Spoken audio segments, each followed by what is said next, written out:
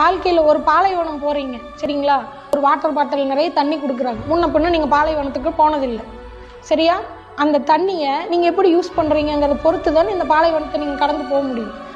ஒரு தடவை பாலைவனத்தை கடந்தவனுக்கு அந்த தண்ணியோட வேல்யூ தெரியும்.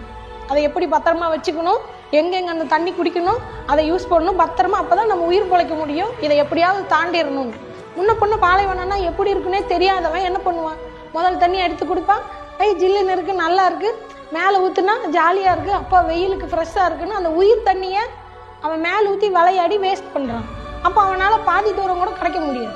கொஞ்சம் தூரம் போக போக தான் அந்த தண்ணியோட அருமை தெரியும். ஐயோ எனக்கு தெரியலையே, அந்த தண்ணி இருந்தால் இப்போ குடிச்சிருக்கலாமே, நான் விளையாடி அந்த தண்ணி வேஸ்ட் பண்ணிட்டேனே, எனக்கு இதோட அருமை தெரியலையே. நீ அழுதாலும் பிறந்தாலும் என்ன பண்ணாலும் திரும்ப அந்த தண்ணி கிடைக்காது. இதே தான் உன் லைஃபும். எல்லாரும் ஒரு தடவை பிறக்கிறோம், இந்த வாழ்க்கையை கிடக்கிறோம். அந்த நேரம் தான் உன்னோட தண்ணி சரிங்களா. எல்லாரும் அந்த நேரத்தோட அருமை தெரியாமல், இந்த வாழ்க்கை எப்படி இருக்குன்னு தெரியாமல் அதை விளையாட்ட வேஸ்ட் பண்ணிடுறாங்க.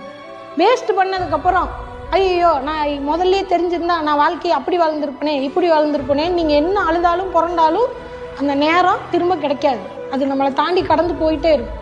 நம்மளோட நேரத்தை என்றைக்குமே வேஸ்ட் பண்ணக்கூடாது சரிங்களா. நேரங்கிறதா லைஃபு. நேரம் தான் ரொம்ப முக்கியம்.